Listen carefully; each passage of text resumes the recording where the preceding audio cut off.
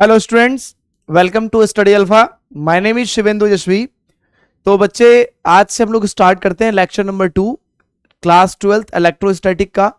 हाँ, डिले हो गया था कुछ टेक्निकल इशू के कारण, इसीलिए क्लासेज आपकी डिसकंटिन्यू हो गई थी। आज से आपको कंटिन्यू क्लासेस देखने को मिलेगा। आई प्रॉमिस कि अब से आपको डिले नहीं होगा, ठीक है। तो आप बच्चे बिल्कुल साथ बनाए रखें, बिल्कुल स्टडी अल्फा चैनल से पढ़ते रहें।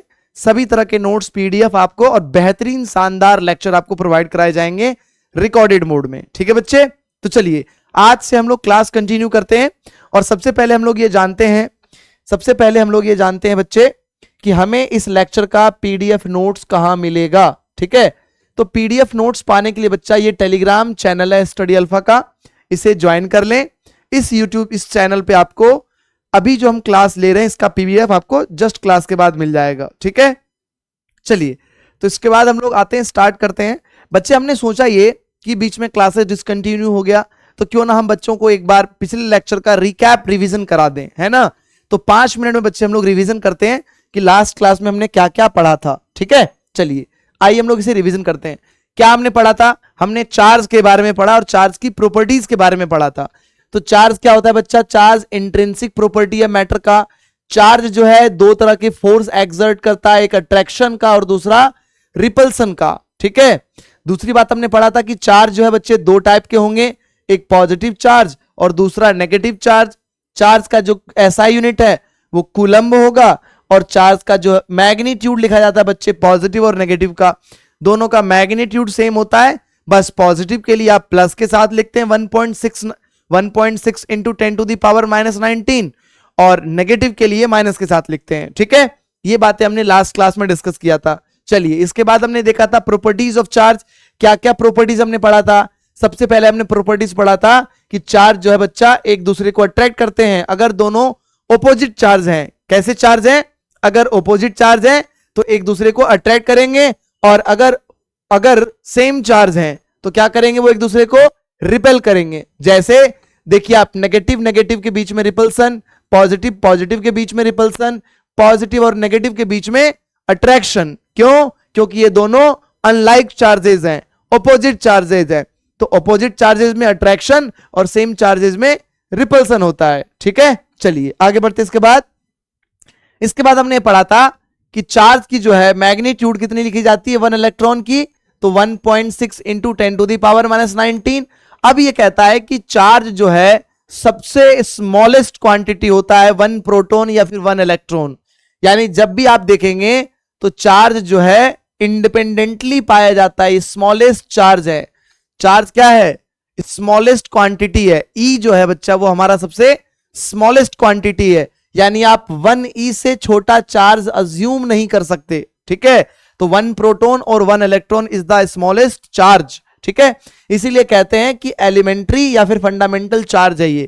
क्या कहते हैं इसे हम लोग एलिमेंट्री या फंडामेंटल चार्ज कहते हैं। इसके साथ साथ हमने पढ़ा था बच्चा कि चार्ज जो है वो क्वांटाइज्ड होता है, यानी हमेशा चार्ज जो है वो इंटीग्रल मल्टीपल होता है। क्या होता है? Integral multiple. और ये फॉर्मूला हमने पढ़ा था, Q is equal to N into E, ठीक है। चलिए आगे बढ़ते।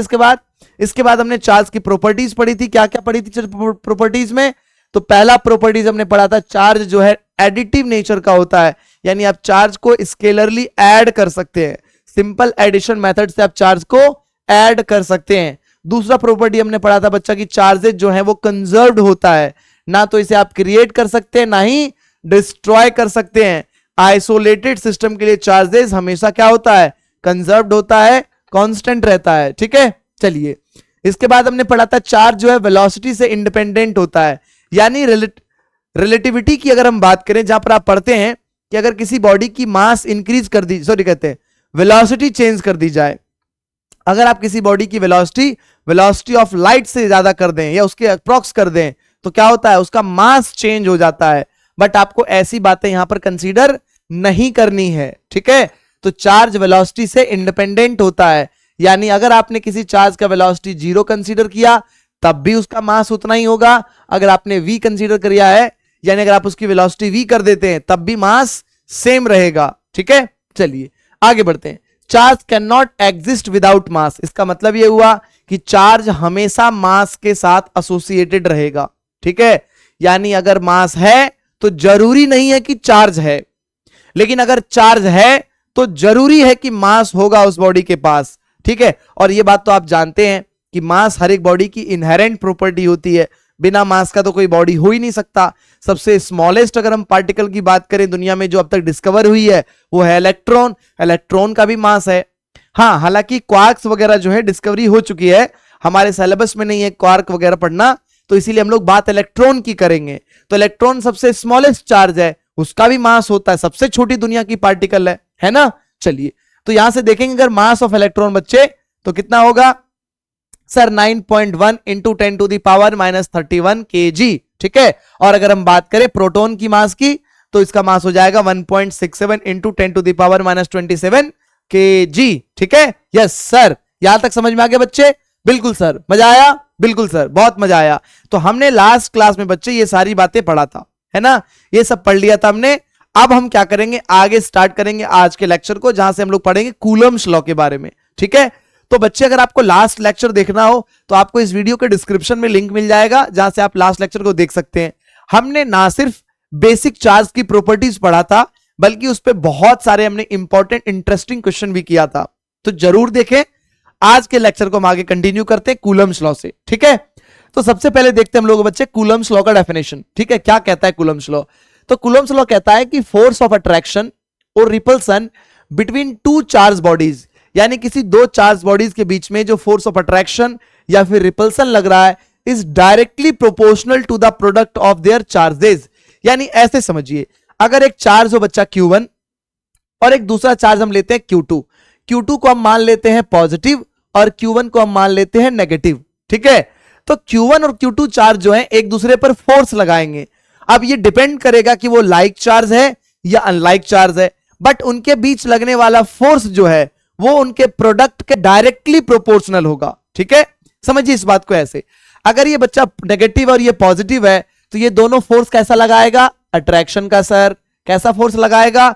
अट्रैक्शन का।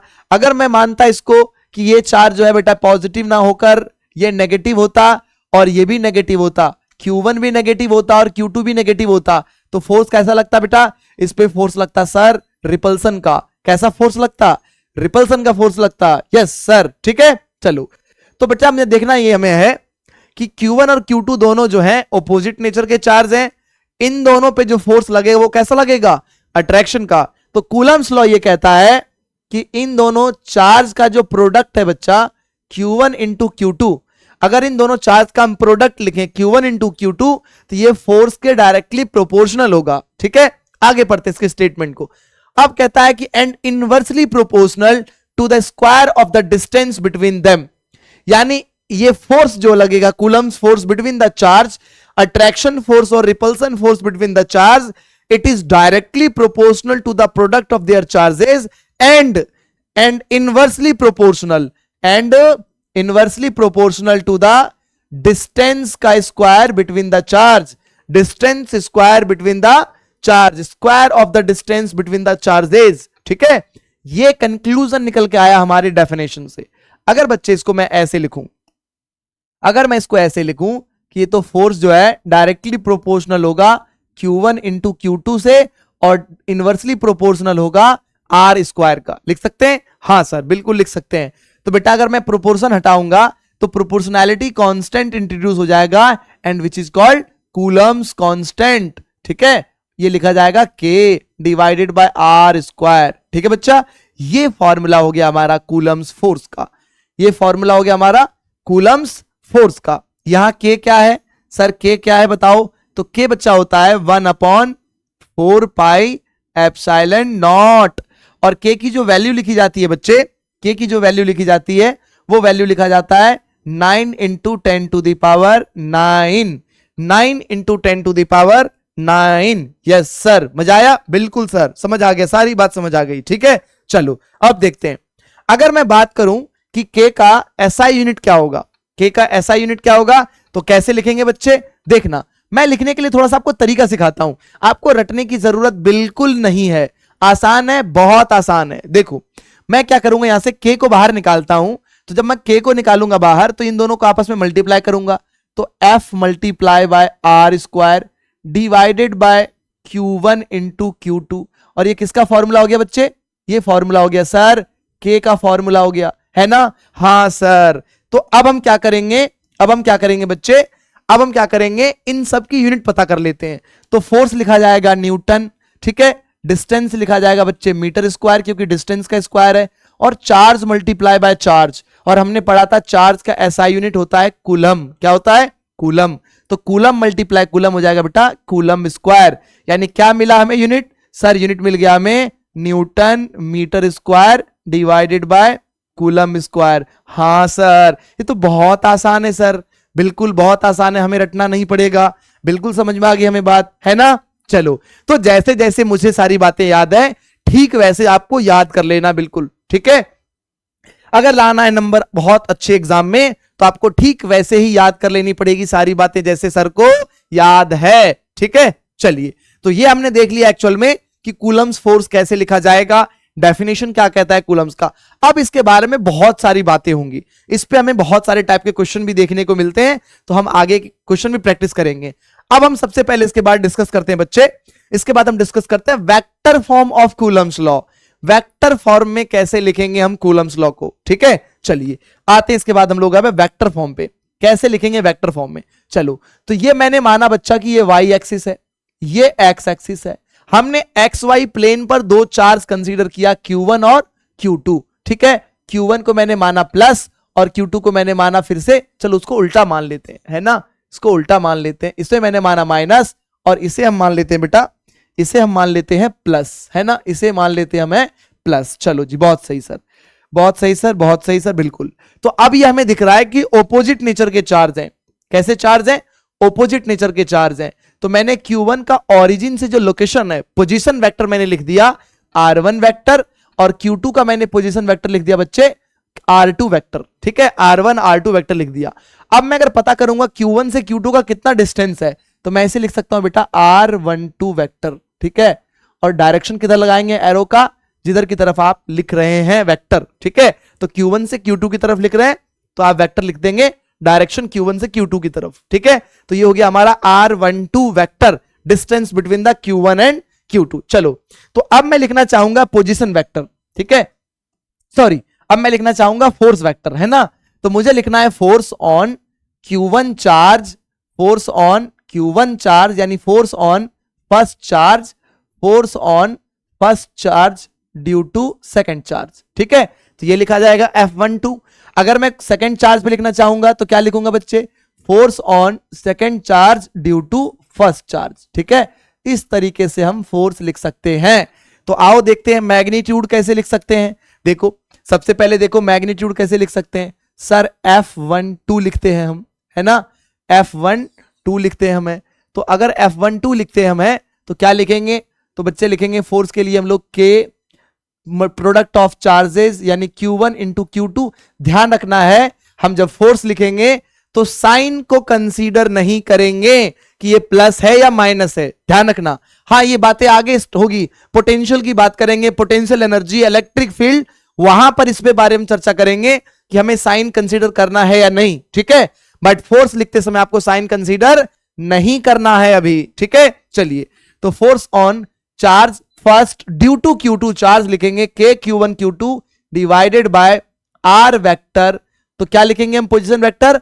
R12 vector. इसका मोड कर दो क्योंकि हमें मैग्नीट्यूड लिखना है, इसका क्यूब कर देंगे बच्चे। हम क्या कर देंगे? मैग्नीट्यूड ऑफ R12 वेक्टर का क्यूब कर देंगे। और भाई डायरेक्शन लिख देंगे हम लोग, कैसे लिखेंगे? तो ये R12 वेक्टर लिखा जाएगा बच्चा, इस तरीके से आप लिखेंगे F12 वेक्टर। अब मैं अगर लिखना चाहूं F21 वेक्टर, ठीक है, कि कैसे लिखेंगे F21 वेक्टर, तो कैसे लिखेंगे सर? इसको ऐसे लिख, बिल्कुल सेम एज सर, फॉर्मूला तो सेम होगा sir, Q1 Q2 divided bye, बस सर ये ध्यान रखना है सर, ये तो आप मैग्नीट्यूड लिख रहे हो सर, तो इसमें तो कोई बड़ी बात नहीं है सर। बट आप अगर सर लिखोगे इसका वेक्टर डायरेक्शन लिखोगे सर, तो सर लिखना पड़ेगा आपको माइनस के साथ। हाँ सर, हमें पता है क्यों लिखना पड़ेगा माइनस के साथ, क्योंकि डायरेक्शन सर अगर हमने इसका माना है पॉजिटिव तो ये तो सर उल्टे डायरेक्शन में है, ये तो सर ऑपोजिट डायरेक्शन में एक दूसरे से। तो एक को मैंने पॉजिटिव लिखा सर, एक को मैंने नेगेटिव के साथ लिख दिया। इसका मतलब क्या हुआ? इसका मतलब ये हुआ सर इसका मतलब ये हुआ सर कि मैं कह सकता हूं कि force on first charge due to second charge, ठीक है, is equal to force on second charge due to first charge, vector आपस में इक्वल नेगेटिव के साथ होंगे। हाँ सर ऐसे होगा सर ये, यानी दोनों के मैग्नीट्यूड तो बराबर होंगे सर, लेकिन अगर मैं डायरेक्शन लिखूंगा तो ऑपोजिट लिखूंगा, क्योंकि दोनों पे डायरेक्शन आपको एक दूसरे से ऑपोजिट मिल रहा है ना। बिल्कुल सर। सर ऐसे लिख सकते हैं सर, इसको हम ऐसे भी लिख सकते हैं सर, इसको हम अगर मैग्नीट्यूड लिखें सर, तो सर मैग्नीट्यूड में तो सर ये बराबर है। हाँ बच्चे बिल्कुल मैग्नीट्यूड में बराबर है। इसका मतलब है कि मैग्नीट्यूड अगर लिखना है हमें, अगर हमें इसका मैग्नीट्यूड लिखना है तो ऐसे लिखा जा सकता है, लेकिन अगर हमें वेक्टर लिखना है जिसमें डायरेक्शन भी कंसीडर करेंगे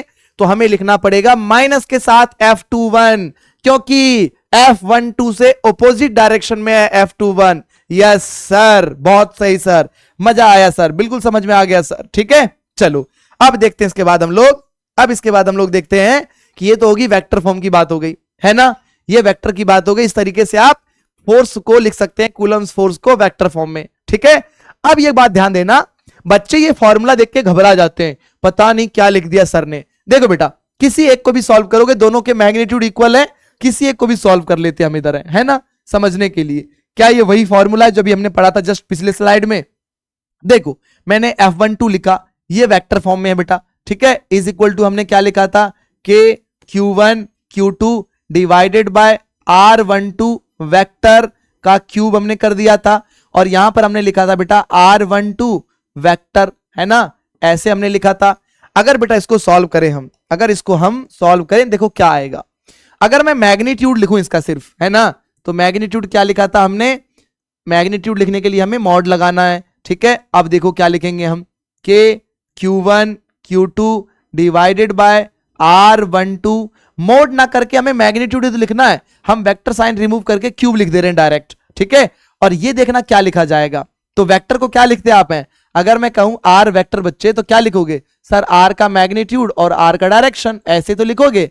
तो मैं इसको ऐसे लिख दूं, R12 का मैग्नीट्यूड और R12 का डायरेक्शन भी। हाँ सर तो बेटा क्यूब से एक तो कट जाएगा। यस सर, तो फाइनली फॉर्मूला जो आएगा बेटा फोर्स का, हमारा फोर्स 12 वेक्टर का मैग्नीट्यूड जो आएगा बेटा वो कितना आ जाएगा सर, के Q1 Q2 divided bye sir R12 का स्क्वायर और सर R का कैप यानी डायरेक्शन। हाँ सर ये फॉर्मूला तो सर वैसा ही लग रहा है जैसा अभी आपने पहले पढ़ाया था, जब डेफिनेशन पढ़ाया आपने कूलम्स लॉ का। बस यहां पर सर आपने डायरेक्शन लिख दिया है। ये सर डायरेक्शन क्या बताएगा, फोर्स का डायरेक्शन बताएगा बच्चे ये। ठीक है क्योंकि मैंने फोर्स लिखा था फर्स्ट चार्ज पे ड्यू टू सेकेंड चार्ज, तो इस तरीके से आप इसे वेक्टर फॉर्म को समझ सकते हैं। ठीक है जी सर, बहुत मजा आया सर, सारी बात हमें समझ में आ गई। अब चलो अब हम बात करते हैं लिमिटेशंस ऑफ कूलम्स लॉ की। क्या क्या कूलम्स लॉ की लिमिटेशंस हैं, इस पे हमें ज्यादा पीएचडी नहीं करना है, हालांकि हम चाहें तो हर एक बात पे बहुत लंबी चौड़ी कहानी करके समझ सकते हैं, पर क्या फायदा, ऐसी कोई बात हमारे एग्जाम में काम आएगी नहीं। और हम ना तो चार्ज पे कर रहे हैं पीएचडी कि हमें रिसर्च पेपर पब्लिश करने हैं। ठीक है हम बहुत संक्षिप्त में पढ़ेंगे, बहुत मजेदार और शानदार तरीके से पढ़ेंगे। बस ये देख लेते हैं कि क्या कूलम्स लॉ की क्या क्या लिमिटेशंस हैं, क्या कूलम्स ने जो हमें लॉ दिए थे चार्जेस के बीच में लगने वाले फोर्स का, क्या वो हर जगह एप्लीकेबल है या नहीं। ठीक है देखो पहली बात तो ये कहते हैं कि कूलम्स लॉ का जो है ऐसे जगह अप्लाई होगा जहां पर सेपरेशन बिटवीन द चार्ज बड़ा होना चाहिए, यानी न्यूक्लियर साइज के अगर आप ले लेते हैं दो एटम, यानी आप मान लो कि न्यूक्लियस में दो चार्ज हैं, बताओ कैसे लिखेंगे इनके बीच का कूलम्स फोर्स, नहीं लिख पाएंगे हम इसके बीच का कूलम्स फोर्स नहीं लिख पाएंगे। यहां पर कूलम्स लॉ एप्लीकेबल नहीं है, न्यूक्लियस के अंदर के चार्ज के बीच में कूलम्स फोर्स एप्लीकेबल नहीं है। यस सर, दूसरी बात हम पढ़ते हैं, it is difficult to apply Coulomb's law when charges are in arbitrary shape. अगर चार्जेस आर्बिट्रेरी शेप में है बच्चे ऐसे, तो कूलम्स लॉ नहीं है एप्लीकेबल। यस सर, मजा आया सर, बिल्कुल समझ में आया सर, है ना बच्चे। देखो चलो आगे बढ़ते, इसके बाद हम लोग हैं तीसरा point, not valid for charges in motion. अगर किसी चार्ज को, मान लो पी इलेक्ट्रॉन है, पी है यहां पे बच्चा, ठीक है, प्रोटॉन है, मैंने मारा इसे एक रैपट, छटाक से बिल्कुल दौड़ पड़ा ये ऐसे कंडीशन में अगर चार्ज मोशन में आ जाता है तो कूलम्स लॉ एप्लीकेबल नहीं है। सेम ऐसे इलेक्ट्रॉन को अगर हमने दौड़ा दिया तो भी पॉसिबल नहीं है कि इलेक्ट्रॉन प्रोटॉन दोनों दौड़ रहे हैं और आप इनके बीच का फोर्स लिख पाए, ठीक है। फिर यहां पर हमें लगाना पड़ जाएगा मोमेंटम वगैरह की कहानी, जो कि हमें पढ़ना नहीं है, आईआईटी के सिलेबस में है ये कहानी, ठीक है। तो हमें इस कंडीशन में कूलम्स लॉ लगाकर सॉल्व नहीं कर सकते इनके बीच लगने वाले फोर्स को, ये लिमिटेशन है, ठीक है। चलो आगे बढ़ते हैं। Charges must be point charges, हाँ, क्या कहने का मतलब हुआ कि चार्जेस हमेशा कंसीडर करना है पॉइंट चार्ज। ऐसा नहीं कि पृथ्वी के बराबर, अर्थ के साइज का आपने चार्ज ले लिया और निकालने पड़े हुए, बिल्कुल कैसे निकालेंगे इनके कूलम फोर्स। तो हमेशा ध्यान रखना है कि जो आप डिस्टेंस लेते हैं बच्चा, जो आप मान लो कि ये Q1 चार्ज है और ये Q2 चार्ज है, तो ये आपने जो डिस्टेंस कंसीडर किया है ना बिटवीन द चार्ज, ये जो डिस्टेंस है इसके रेडियस से बड़ा होना चाहिए। अगर मान लो इसके चार्ज का रेडियस r है तो r से बहुत बहुत बड़ा होना चाहिए, स्मॉल r। बात समझ आई आपको? जी सर, बिल्कुल समझ आया, यस सर, ठीक है। यानी चार्ज का डायमीटर इसके डिस्टेंस से बहुत बड़ा होना चाहिए, तभी हम कूलम्स लॉ अप्लाई कर सकते हैं, वरना कूलम्स लॉ एप्लीकेबल नहीं होगा। यस सर, बहुत मजा आया सर, समझ गए सर। चलो आगे बढ़ते इसके बाद। अब आती है बात कि अगर चार्जेस के बीच में हमने डाइलेक्ट्रिक मटेरियल फिल कर दिया तो क्या होगा? जी सर, अब बताओ सर, अब बताओ सर, मुझे ये बात बहुत जरूरी है, जाननी है। चलो देखते हैं कैसे होगा, क्या होगा। तो हमने फॉर्मूला क्या पढ़ा कूलम्स लॉ का? F is equal to K into Q1 Q2 divided by r square. थोड़ा सा इसका ऑपरेशन करते हैं, समझने की कोशिश करते हैं कि ये फॉर्मूले कैसे लिखे जा सकते हैं। बेटा F इज इक्वल टू लिख सकते हैं हम लोग हैं, K को हम क्या लिख सकते हैं? मैंने बताया ना, K को लिख सकते हैं हम लोग हैं 1/4 pi epsilon not. Yes sir, तो ऐसे लिखते हैं बच्चे हम लोग सॉरी, लिख सकते हैं 4 pi epsilon naught into Q1 Q2 divided by r square. Yes sir, लिख सकते हैं, बिल्कुल सर लिख सकते हैं हम लोग, बिल्कुल लिख सकते हैं सर। चलो देखते हैं इसके बाद हम लोग ठीक है बच्चे। तो अब यहां समझिए इस बात को कि अगर हमने बच्चे किसी डाइलेक्ट्रिक मटेरियल को, या मान लो कि हमने चार्जेस के बीच में एक प्लास्टिक सीट इंसर्ट कर दिया, ठीक है। अगर हमने किसी प्लास्टिक सीट को या किसी मीडियम को अगर इंसर्ट कर दिया तो फोर्सेज लगने वाला जो है दोनों चार्जेस के बीच में वो डिक्रीज हो जाता है। क्या हो जाएगा? डिक्रीज हो जाएगा। सर क्यों डिक्रीज हो जाएगा? अब आगे समझाता हूं मैं आपको, देखिए कैसे फॉर्मूले लिखे जाते हैं।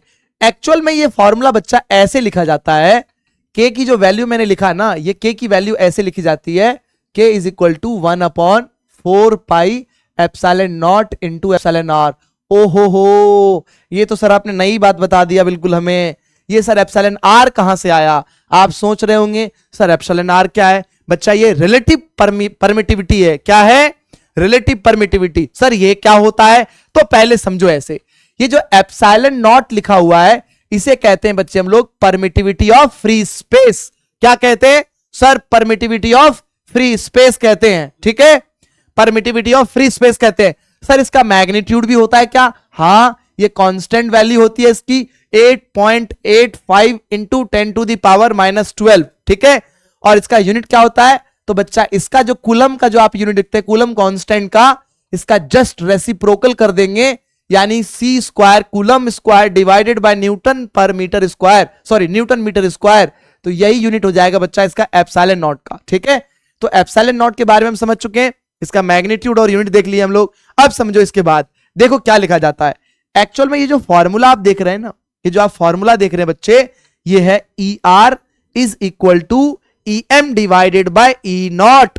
ई M divided by E naught. E M क्या है सर? तो बच्चा ये परमिटिविटी ऑफ मीडियम है। क्या है?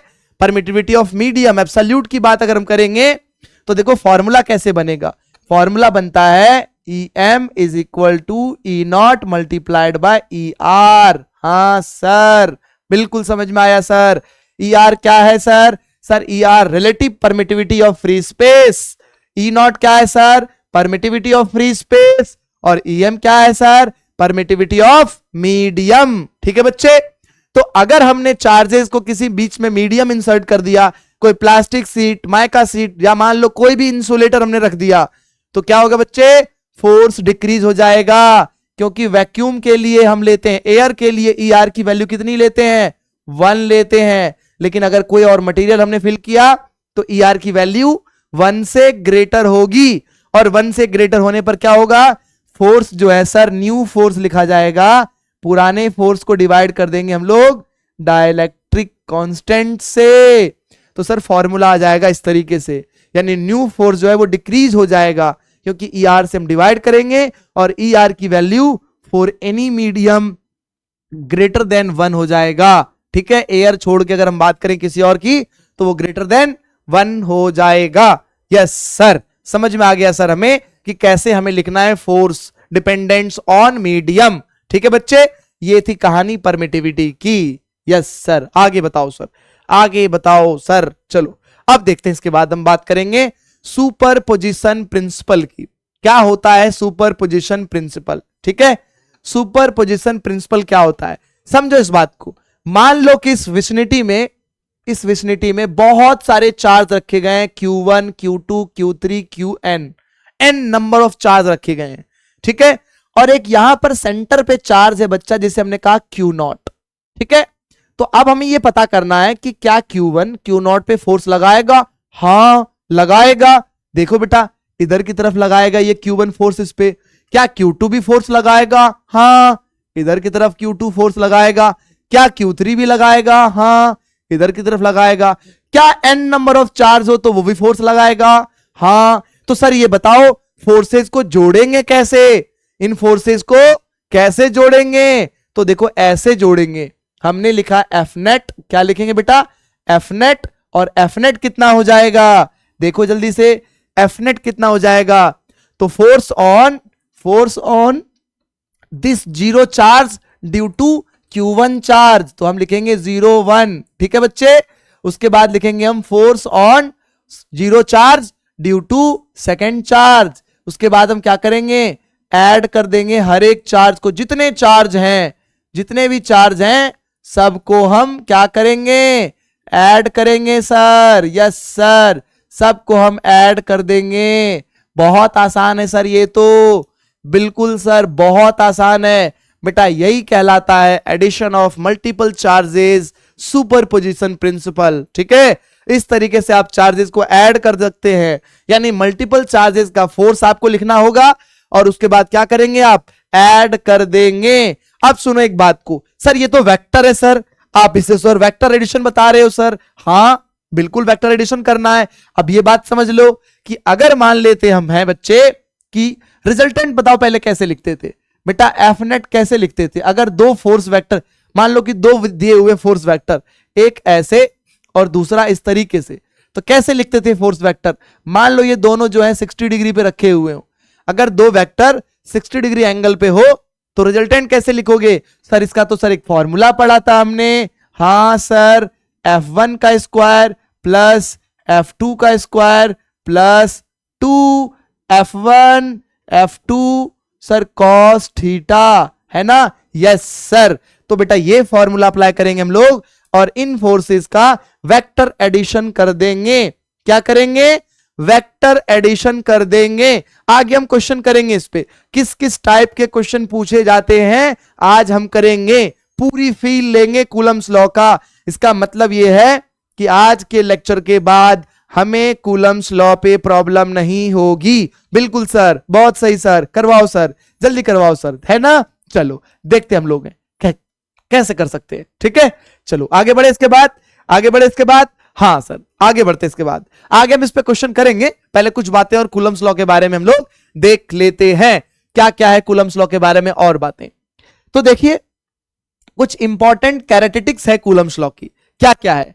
पहला कहता है कि इलेक्ट्रोस्टैटिक फोर्स जो है, यानी जो कूलम्स फोर्स है, वो कहां लगेगा, दो डिस्टिंक्ट चार्ज के बीच में, यानी अगर चार्ज r दूरी पे रखे गए हैं तो इन दोनों के बीच में जो फोर्स लगेगा, चार्ज कैसा होना चाहिए सर, पॉइंट चार्ज। हम कभी भी पॉइंट चार्ज के अलावा किसी और टाइप के चार्ज को कंसीडर नहीं करेंगे, यस सर, आपने पढ़ाया अभी अभी सर, बिल्कुल। चलो, तो अगर दो डिस्टिंक्ट चार्जेस हैं तो इनके बीच में इलेक्ट्रोस्टैटिक फोर्स लगेगा, इलेक्ट्रोस्टैटिक फोर्स यानी कूलम्स फोर्स, ठीक है। चलो, दूसरी बात हमने ये पढ़ा कि magnitude of electrostatic force is equal. हां सर, आपने तो वेक्टर फॉर्म में लिख के भी दिखाया था सर कि F12 एंड F21 मैग्नीट्यूड में इक्वल होंगे, लेकिन डायरेक्शन क्या होगा, ऑपोजिट होगा। बिल्कुल सर, बिल्कुल सर, है ना। तो दोनों फोर्सेज बच्चे मैग्नीट्यूड में इक्वल होंगे। ये दूसरी कैरेक्टरिस्टिक्स है कूलम्स की। तीसरी बात करेंगे, electrostatic force acts in opposite direction. हां सर, ये भी हमने देखा था। क्या देखा था सर? हमने देखा था कि अगर एक चार्ज है Q1, मान लो सर ये पॉजिटिव है, और सर R दूरी पर एक दूसरा चार्ज रखा हुआ है Q2, जो कि सर ये भी पॉजिटिव है। सॉरी बच्चे, है ना, खांसी हो गई सर को, है ना, गला सूख रहा थोड़ा सा। चलो, तो Q1 और Q2 करते हम लोग हैं। अगर Q1 भी पॉजिटिव और Q2 भी पॉजिटिव, तो सर ये तो रिपल्सिव फोर्स लगाएगा। यस सर, ये तो रिपल्सिव फोर्स लगाएगा। बिल्कुल सर, सही कह रहे हो सर। ये तो फोर्स कैसा लगाएगा सर? रिपल्सिव फोर्स लगाएगा। ये मारेगा धक्का इसको, ये मारेगा इधर इसको धक्का, है ना। तो सर एक बात बताओ, बताना क्या चाह रहे हो सर? बताना ये चाह रहे हैं कि इन फोर्सेस का डायरेक्शन ऑपोजिट होगा। तो सर एक बात बताओ सर, कि अगर हमने -Q1 ले लिया और R दूरी पर हमने एक दूसरा चार्ज रख दिया +Q2, क्या ये दोनों भी एक दूसरे को ऑपोजिट डायरेक्शन में फोर्स लगाएंगे? हां सर, क्योंकि सर ये फोर्स इधर लगाएगा, ये फोर्स इधर लगाएगा। इसका मतलब ये हुआ सर कि अगर दोनों चार्ज सेम हैं, यानी लाइक चार्ज हैं, तो इनके बीच दुश्मनी होगी। क्या होगी सर? इनके बीच तो दुश्मनी होगी। और अगर बच्चे दोनों चार्ज ऑपोजिट हैं, लाइक अनलाइक चार्जेस हैं, तो इनके बीच क्या होगा सर? इनके बीच तो प्यार होगा, है ना। तो इन दोनों के बीच में फोर्सेस कैसे लगेंगे? ऑपोजिट डायरेक्शन में। हां सर, ये उल्टा लग रहा है सर, यहां भी लग रहा है सर। सर एक बात बताओ, हमें तो सर ये एक बात याद आ रही है, हमने पढ़ा था एक्शन रिएक्शन पेयर, यानी फोर्सेस हमेशा क्या होते हैं? दो डिफरेंट बॉडीज पे लगते हैं, ऑपोजिट डायरेक्शन में लगते हैं। सर ये तो न्यूटन थर्ड लॉ की बात हो गई, है ना। क्या लग रहा है? कूलम्स लॉ न्यूटन्स के थर्ड लॉ को ओबे करता है। हां सर, क्योंकि सारी बातें हो रही है सर, दो अलग बॉडीज पे लग रही है, दोनों बॉडीज पे फोर्सेस ऑपोजिट डायरेक्शन में लग रहे हैं। सर ये तो मैंने पढ़ा था न्यूटन्स लॉ पे, है ना। हाँ हाँ, बिल्कुल सारी बातें सेम टू सेम है, बट एक डिफरेंस है, एक डिफरेंस है बच्चे, जो ध्यान रखना है आपको। जैसे समझिए, अगर मैं मान लूं कि एक चार्ज है यहां पर रखा हुआ प्लस का Q1, ठीक है, और एक चार्ज है यहां पे R डिस्टेंस पे रखा हुआ दूसरा Q2, ठीक है, मान लो ये -Q2 है, ठीक है। तो अगर मैं ऐसे लिख दूं कि Q1 पे फोर्स लगा ऐसे और Q2 पे फोर्स लगा ऐसे, देखना जरा, दोनों पे फोर्स ऑपोजिट डायरेक्शन में है। हां सर है, लग रहा है ना। दोनों का मैग्नीट्यूड भी अगर मैं बता दूं, मान लो कि इक्वल है, क्या ये लग रहा है आपको कि कूलम्स लॉ है? थोड़ी सी तो प्रॉब्लम हो रही है, क्योंकि सर ऐसी कोई डायग्राम तो हमने नहीं देखा, हमने तो नहीं पढ़ा। क्या कह रहे हो सर? क्या कह रहे हो सर? मैं ये कहना चाह रहा हूं बच्चे कि क्या ये दोनों फोर्सेज एक दूसरे से ऑपोजिट डायरेक्शन में है? हां सर। क्या ये दो डिफरेंट बॉडीज पे लग रहा है? हां सर। ये तो न्यूटन्स थर्ड लॉ है। फिर सर इस वाले में क्या अंतर है? आगे पढ़ेंगे हम लोग इस वाले में क्या अंतर है। अब ये कहता है बच्चा नेक्स्ट लाइन कि जो कूलम्स फोर्स है ये हमेशा लगेगा, always act along the line joining the charges. ओहो हो, ये तो सर नई बात बता दी आपने बिल्कुल। क्या लगेगा? Along the line joining of the charges. हां सर, इसका मतलब क्या हुआ? इसका मतलब ये हुआ कि ये फोर्स हमेशा इसके लाइन पे ही लगेगा, इसके लाइन ज्वाइनिंग पे ही लगेगा, ना कि इस तरीके से। ये तो सर गलत इंटरप्रिटेशन हो जाएगा, है ना। हां सर, तो क्या कह सकते हो सर? कह सकते हैं बच्चे इसमें हम लोग कि कूलम्स फोर्स न्यूटन्स लॉ को, न्यूटन्स के थर्ड लॉ को ओबे करता है। ये एक्शन रिएक्शन पेयर को ओबे करता है, दो डिफरेंट बॉडीज पे लगेगा, ऑपोजिट डायरेक्शन में लगेगा, इक्वल मैग्नीट्यूड का लगेगा, लेकिन हमेशा ये लगेगा along the line joining of the charges. Yes sir, मजा आ गया सर, बिल्कुल मजा आ गया सर। चलो अब देखते हैं इसके बाद, electrostatic force is an action reaction pair. हाँ सर, ये बात तुम पढ़ा चुके हो सर। नेक्स्ट देखते हैं, इलेक्ट्रोस्टैटिक फोर्स जो है बच्चा, ये एक सेंट्रल फोर्स कहलाता है। क्या कहलाता है? सेंट्रल फोर्स कहलाता है। Yes sir. अब नेक्स्ट देखो, electrostatic force between two charge depends on the medium in which they are placed. अभी हमने लास्ट टाइम परमिटिविटी में यही बात पढ़ा था कि अगर इन चार्जेस को किसी मीडियम में, जैसे मान लो कि हमने Q1 Q2 को एयर में लिया, हमने फोर्स निकाल के देखा, हमने Q1 Q2 को एक वाटर बॉडीज में इमर्ज कर दिया, फोर्सेस बदल जाएगा क्योंकि चार्जेस के बीच में अब वाटर मीडियम आ गया है। तो हमें क्या करना पड़ेगा? फोर्सेस लिखना पड़ेगा। कैसे लिखेंगे? तो सर न्यू फोर्सेस लिखेंगे, पुरानी फोर्सेस जितनी एयर में लग रही थी डिवाइडेड बाय वाटर की कितनी रिलेटिव परमिटिविटी है, तो हमसे ER लिखेंगे, है ना। ये एप्सिलॉन नॉट ना लिखकर हम लोग F डिवाइडेड बाय ER लिखेंगे और यहां से हम लोग फोर्स निकाल लेंगे। समझ में आ गई बात? Yes sir. सर हमें तो लग रहा है कूलम्स लॉ पे PhD हो गई है सर। बिल्कुल, बहुत सारी बात हम समझ चुके हैं सर। अब समझो एक और इंपॉर्टेंट बात कूलम्स लॉ पे, वो क्या है? वो जरूरी बात ये है बच्चे, देखो, electrostatic force is interaction between two charges is independent of presence और एब्सेंस ऑफ अदर चार्ज। क्या मतलब हुआ सर? अभी देखो, मान लेते हैं हमें कि एक चार्ज है बच्चा Q1, ठीक है, एक चार्ज है Q1, एक दूसरा चार्ज है बच्चे Q2। थोड़ा नजदीक बनाते हैं, है ना, थोड़ा नजदीक बनाते हैं, Q2, है ना। दो चार्ज हैं, मान लेते हैं कि Q1 और Q2 दो चार्ज हैं। इन दोनों चार्जेस के बीच में मस्त बिल्कुल जो है, मान लो कि ये ऑपोजिट नेचर के हैं, एक को हमने प्लस बना दिया, दूसरे को माइनस बना दिया, है ना। तो अगर हमने माना ये कि दो चार्ज हैं, एक प्लस है और दूसरा माइनस है, ठीक है, तो इन दोनों चार्जेस के बीच में बहुत प्यार था, है ना, इन दोनों के बीच में बहुत प्यार था, ये बहुत हंसी खुशी से रह रहे थे। पर हुआ ये कि एक तीसरा चार्ज आया इसके जीवन में, ठीक है। अब एक तीसरा चार्ज आया और इसने जो है Q1 को बहुत प्यार दिया, है ना। तो मान लेते हैं कि ये Q3 चार्ज है, ये क्या है? Q3 चार्ज है और इसने Q1 को बहुत प्यार दिया। तो क्या कहना चाहता है ये रूल? ये रूल कहना चाहता है कि अगर किसी दो चार्ज के बीच में कोई तीसरा चार्ज आ जाए तो प्रैक्टिकल लाइफ में जो हम लोग देखते हैं ऐसा कूलम्स फोर्स में नहीं होता है। अगर इन दोनों की जिंदगी में, मान लो कि ये दोनों जिंदगी में बहुत खुश थे, एक तीसरा चार्ज आ गया Q1 की जिंदगी में, तो ये कहना चाहता है कि Q1 को मिलने वाला प्यार वो जो Q2 से था वो कम नहीं होगा, चाहे उसे Q3 से कितना ही प्यार क्यों ना मिल जाए, है ना। चलो इसके बाद हम आगे पढ़ते हैं इसके बाद को। यानी अगर हम बात करें इस Q3 के प्रेजेंस को, अगर मैं Q3 के प्रेजेंस की बात करूं तो Q3 का प्रेजेंस इनके बीच के प्यार को कम नहीं कर पाएगा। बात समझ आई? यही स्टेटमेंट में था कि electrostatic force of interaction between two charges is independent of presence और एब्सेंस ऑफ अदर चार्ज। यानी अगर कोई तीसरा चार्ज आया है तो Q1 के मिलने वाले प्यार में कोई कमी नहीं होगी। ऐसे समझो इसको, और अगर रिप्रेजेंट करें हम लोग सही तरीके से, देखो ध्यान दो, अगर मैं इसको ऐसे करूं कि मान लो कि ये Q1 Q2 ऑपोजिट चार्जेस था, तो इस पे फोर्स लग रहा था बच्चा इधर की तरफ, क्या लिखेंगे सर? F12, है ना।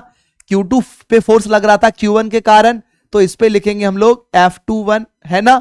अब Q3 आया, Q3 ने Q1 को प्यार दिया, इसने कहा मेरी तरफ आओ, इधर आओ मेरी तरफ, है ना।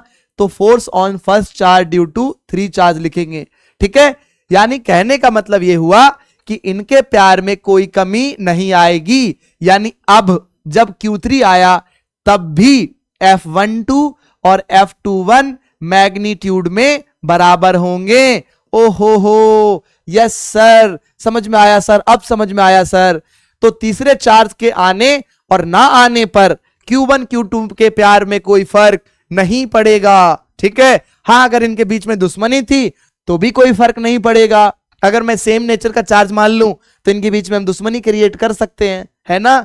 लेकिन हम लोग रियल लाइफ में क्या देखते हैं सर? ऐसा तो नहीं होता है ना। तो ये थोड़ा रियल लाइफ से अलग स्टोरी था कूलम्स लॉ की, ठीक है। चलो, तो ये बात कही जा रही थी, आगे बढ़ते हैं नेक्स्ट बात।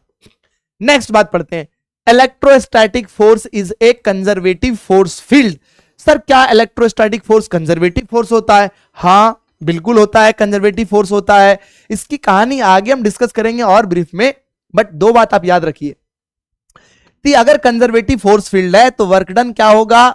सर वर्क डन तो जीरो होगा, हमने पढ़ा है कंजर्वेटिव फोर्स के लिए वर्क डन कितना होता है? जीरो। और कंजर्वेटिव फोर्स के लिए ही बच्चे हम लोग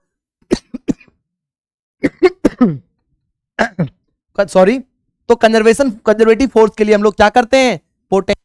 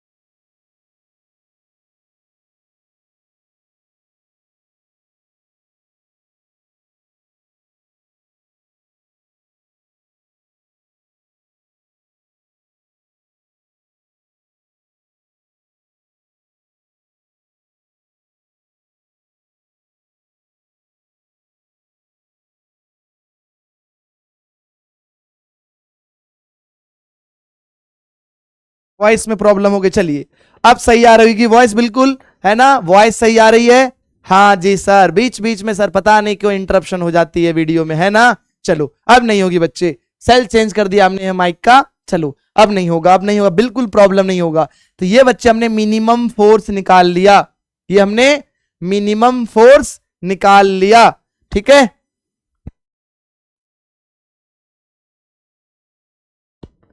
चलिए आगे बढ़ते हैं, इसके बाद हम लोग आगे बढ़ते हैं, इसके बाद हम लोग नेक्स्ट क्वेश्चन आते हैं। नेक्स्ट क्वेश्चन देखो बच्चे, नेक्स्ट क्वेश्चन कैसे करना है।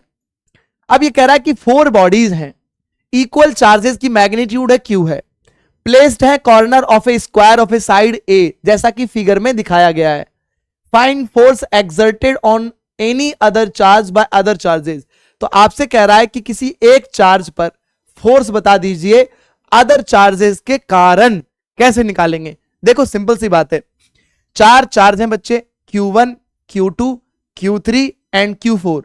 इन चारों चार्जेस पर एक दूसरे के कारण फोर्स लग रहा होगा। हां सर लग रहा होगा, बट ये कह रहा है किसी एक पे फोर्स बताओ तीनों के कारण। कैसे निकालेंगे वो देखो। तो आपको दिया गया है Q1 और Q के बीच में, जैसे ये Q है और ये Q है, इनके बीच में दिया गया है डिस्टेंस कितना A, और ये दोनों पॉजिटिव पॉजिटिव है, तो इस पे फोर्स लगेगा। मान लो मैं इस पे निकालूं तो इस पे फोर्स लगेगा बच्चे रिपल्सिव। तो क्या लिखेंगे, मैं इसका नाम दे देता हूं, ऐसे नाम दे देता हूं Q1, Q2, Q3 और Q4। ये चारों मैग्नीट्यूड में बराबर है, ठीक है। तो मैं क्या लिख सकता हूं, force on second charge due to third charge, ठीक है।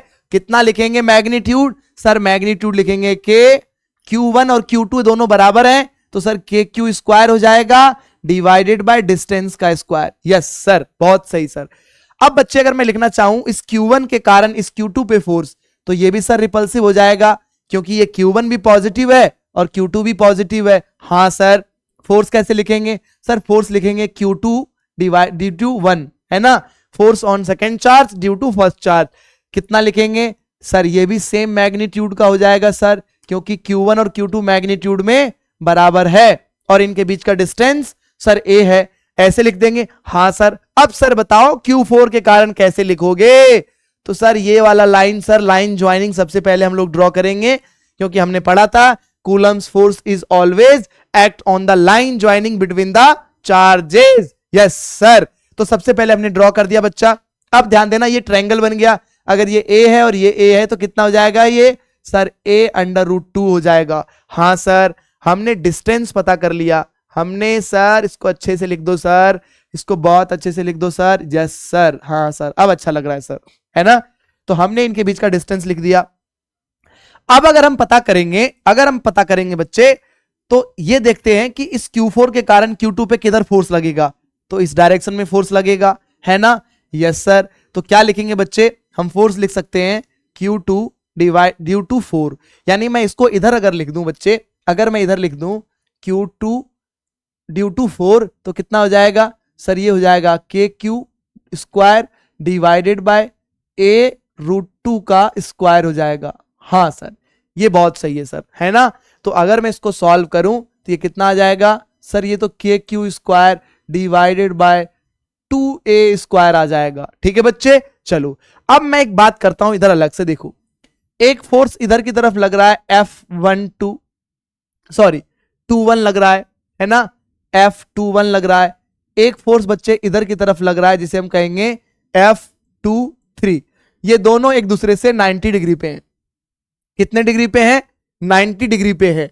तो बच्चा अगर 90 डिग्री पे है तो रिजल्टेंट कैसे लिखोगे, सर रिजल्टेंट ऐसे लिखेंगे हम, F1 का स्क्वायर F2 का स्क्वायर 2F1 F2 और cos 90 डिग्री। जरा सोचना बच्चे, cos 90 की वैल्यू कितनी होगी सर, 0। अगर cos 90 0 हुआ, cos 90 अगर 0 है तो पूरा का पूरा वैल्यू ये 0 हो जाएगा। इसका मतलब ये हुआ कि F1 प्लस F2 स्क्वायर लिखा जाएगा, F1 का स्क्वायर प्लस F2 का स्क्वायर लिखा जाएगा। हाँ सर, अगर दोनों मैग्नीट्यूड में इक्वल हैं तो आप लिख सकते हैं √2F स्क्वायर। इसका मतलब ये हो जाएगा F√2, ये हो जाएगा बच्चा इसका रिजल्टेंट। तो मैं क्या लिखूंगा, रिजल्टेंट इसका 45 डिग्री से जाएगा और कितना हो जाएगा F√2, है ना। अब जरा देखना, अब जरा ध्यान देना बच्चे कि मैं अगर बात करूं इस फोर्स F21 और F23 इनका रिजल्टेंट भी इधर की तरफ आएगा और ये ऑलरेडी इधर की तरफ है। इसका मतलब ये है कि मैं अगर F नेट पता करना चाहूं Q2 चार्ज पे तो क्या लिखूंगा सर? लिखोगे इस पे F24 और प्लस F रिजल्टेंट। किसके कारण सर? F23 और F21 के कारण जो रिजल्टेंट निकाले हो आप, है ना, दोनों को ऐड करना पड़ेगा। यस सर, करो ऐड जल्दी से। देखो बच्चे करते हैं ऐड इसके बाद हम लोग। तो F√2 आया ना, तो मैं F की वैल्यू यहां से कॉपी कर लूं, F की वैल्यू यहां से कॉपी कर लूं। यस सर कर लो। तो सबसे पहले हम लोग F21 की वैल्यू पुट करते हैं यहां से, तो KQ² divided by A√2 whole square. ठीक है, अब इसके बाद ऐड कर देंगे हम लोग। कौन सी वैल्यू ऐड करेंगे? तो सर F की वैल्यू यहां से रखो और √2 के साथ। तो बच्चा हम √2 आगे कर दे रहे और अब यहां से रख दे रहे हैं F की वैल्यू। F की वैल्यू हो जाएगी KQ² divided by A²। Yes sir, बहुत सही सर, मजा आया सर। बिल्कुल सर, आसान क्वेश्चन है सर, ये तो बहुत आसान क्वेश्चन है सर। अब इसको सॉल्व करते हैं हम लोग। देखो KQ² यहां से यहां भी KQ² है, कॉमन निकाल लो सर। हाँ सर, तो बच्चे KQ² हमने कॉमन निकाल लिया। सर देखो सर, यहां भी A² है और यहां भी A² है सर, A² भी कॉमन निकाल लो। हाँ, तो यहां क्या बचा बच्चे? स्क्वायर से देखोगे ये सॉल्व होगा तो कितना आ जाएगा बच्चा? ये 1/2। और यहां कितना बचा सर? यहां तो √2 बचा है। हाँ सर, तो F नेट की वैल्यू सर हो जाएगी, F नेट की सर वैल्यू हो जाएगी कितनी sir? KQ² divided by A² into 1/2 plus √2। तो इस तरीके से बच्चे आप क्वेश्चन को सॉल्व कर सकते हैं। बहुत मजा आया सर, बहुत मजा आया सर। बिल्कुल, कितना आसान क्वेश्चन था सर, बहुत आसान कर दिया सर आपने, है ना? मजा आया बिल्कुल। Yes sir. तो बच्चे अब इसके बाद जो है, अब आगे देखते हैं हम लोग क्वेश्चन पे। अब मैं थोड़ा थोड़ा आपको हिंट कर देता हूं, क्वेश्चन आपको खुद से सॉल्व करना है। अगर आपको पूरा सॉल्यूशन चाहिए तो टेलीग्राम चैनल पे आप वेट करें, मैं आपको आंसर भी पोस्ट कर दूंगा। और अगर आप सॉल्व कर पाते हैं तो जल्दी से हमारे टेलीग्राम चैनल पे सॉल्व करके भेजिएगा। ठीक है, अब मैं बताता हूं आपको कैसे करना है, मैं हिंट करता हूं एक क्वेश्चन में। ठीक है, चलिए। 4 bodies of equal charges, 4 bodies हैं Q, Q और Q, चारों जो है इक्वल चार्जेस हैं, चारों इक्वल मैग्नीट्यूड के चार्जेस हैं और इनका साइन भी सेम है। प्लेस्ड है corner of square of B side A and 1 charge at the centre of the square. ओहो हो, अब देखो ध्यान दो, इस क्वेश्चन में ट्विस्ट है। क्या ट्विस्ट है? 4 चार्ज तो कॉर्नर पे रखे हुए हैं स्क्वायर के, लेकिन एक इन्होंने बीच में भी रख दिया है ना? अब ये कहना चाह रहे हैं कि फोर्स बताइए किस पे? Charge place at the centre by the other charge. यानी अब बच्चे आपको फोर्स बताना है Q पे, जो सेंटर में रखा हुआ है। सर एक बात बताओ, अगर मैं फोर्स निकालने जाऊंगा तो कौन सा फॉर्मूला लगाऊंगा? वही फॉर्मूला लगाना है हमें, वही फॉर्मूला हमें लगाना है ना? कौन सा formula? F = K Q1 Q2 divided by distance का स्क्वायर। सर ठीक है, मैं ना इससे इस पे फोर्स निकाल दूंगा तो इधर की तरफ आएगा सर, इससे निकाल दूंगा इधर की तरफ आएगा सर, Q से निकाल दूंगा सर इधर की तरफ आ जाएगा, इस Q से सर इधर की तरफ आ जाएगा। सर ये तो चारों 4 डायरेक्शन में फोर्स आ गए। और बता रहे हो सर कि इक्वल मैग्नीट्यूड भी होता है, क्योंकि सारे के मैग्नीट्यूड इक्वल है, इनके बीच का डिस्टेंस भी इक्वल हो जाएगा। तो सर ये तो 0 हो जाएगा सर, क्योंकि अगर चारों तरफ से इक्वल मैग्नीट्यूड के फोर्स लग रहे हैं। हाँ, तो इस केस में F नेट क्या हो जाएगा? 0 हो जाएगा। हाँ बिल्कुल, हाँ। यहां एक जरूरी बात समझ लीजिए बच्चे, अगर मान लो कि ये स्क्वायर है हमारा, ये स्क्वायर है हमारा, ठीक है, और यहां सेंटर पे एक चार्ज रखे गए हैं, तो ये डिस्टेंस जानते हो कैसे निकालोगे? ये डायगोनल तो आप जानते हो कितना होता है, ये डायगोनल तो पूरा का पूरा यहां से यहां डायगोनल क्या लिखोगे? A√2 लिखोगे, है ना? यहां से यहां तक का डिस्टेंस कितना लिख दोगे? A√2। लेकिन अगर मैं बात करूं यहां से यहां तक के डिस्टेंस का, अगर मैं बात करूं कि इस कॉर्नर से इस सेंटर के बीच का डिस्टेंस, तो क्या करोगे? A√2 डिवाइडेड बाय 2, ठीक है, A√2 डिवाइडेड बाय 2 कर देंगे। अगर आपको ये सॉल्व करके देखना है कि एफ नेट 0 आता है या नहीं आता है, तो इस डिस्टेंस को क्या लिखोगे, a√2 डिवाइडेड बाय 2, ठीक है। और अब आप कूलम्स लॉ लगाओगे, देखना आसानी से सॉल्व कर लोगे। एफ नेट कितना आएगा, 0, क्योंकि चारों डायरेक्शन में इक्वल मैग्नीट्यूड के फोर्स लग रहे हैं, तो ये इसको कैंसिल आउट कर देगा, ये इसे कैंसिल आउट कर देगा, है ना। यस सर, बहुत आसान क्वेश्चन था सर। चलो अब नेक्स्ट क्वेश्चन की बारी आती है। 4 charges of charge q are placed at the corner of square of side A and 1 charge at the center of the square as shown in figure. Find the force exerted on the charge placed at the center by the other charge. हमने सारी बातें बच्चे बता दी आपको, बस थोड़ा सा आपको कैलकुलेशन करते समय सावधानी रखनी है। वो क्या, वो देखिए। अब यहाँ पे क्या किया इन्होंने कि एक प्लस चार्ज है, ये भी प्लस है, ये माइनस चार्ज है बच्चे। ये कैसा है, माइनस चार्ज है। सर दिख नहीं रहा है सर, है ना, साफ साफ बताओ सर। ये बेटा माइनस चार्ज है। कैसा चार्ज है, ये माइनस चार्ज है ना।